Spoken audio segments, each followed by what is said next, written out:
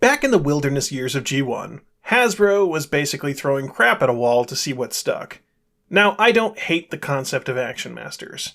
Inexpensive, screen-accurate, highly posable action figures of characters I love? Hell yeah! You know, with a heavy emphasis on the word inexpensive.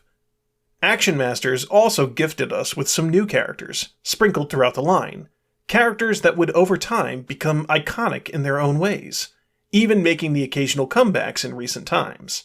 One such character is that of Slicer, an evil repaint of Wheeljack.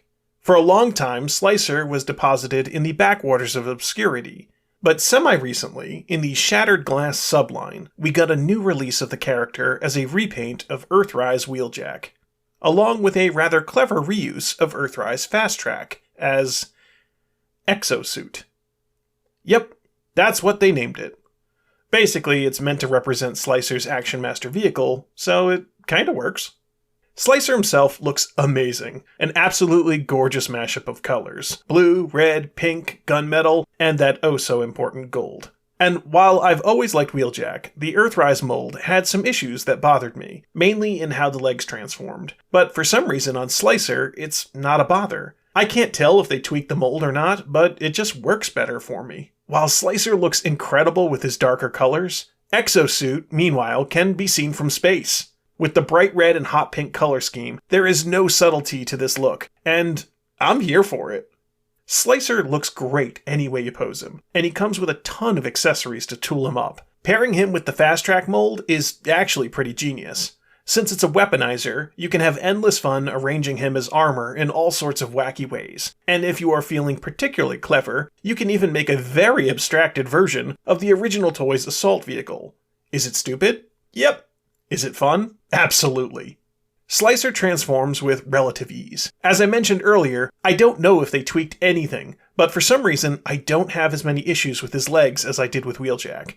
But it comes together into a beautiful alt mode, with more of the blue on display here. I just love this look. All of the weapons can be pegged and posted onto this form if you want to, but I just like the clean look of the vehicle mode as the color scheme is just perfect. Exo-suit also has an official alt mode. It's a thing! I don't have Fast Track, as I knew I wasn't going to bother with Scorponok. Gasp, I know! But I have to give the designers credit for at least attempting to make something out of nothing that was the original figure from G1. These two really make an awesome pairing together. Taking the OK Wheeljack mold and the bonkers Fast Track mold and turning them into this is quite clever in my book.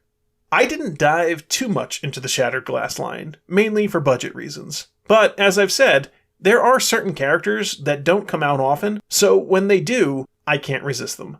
Slicer would be one of those characters. He's cropped up a few times over the decades, but mostly as convention exclusives, so seeing him now in this form is a treat.